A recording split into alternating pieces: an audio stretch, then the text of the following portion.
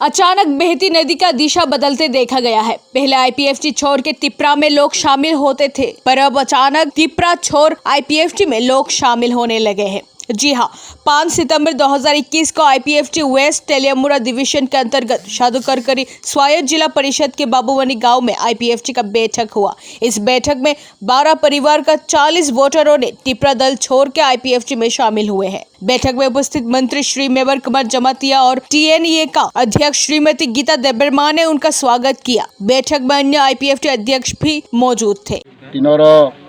बाबूमनी पारा रांगामुरा एलाका अब तेलेमुरा ब्लॉक अंदर चीनी बाबूमनी आदिसी विलेज चीन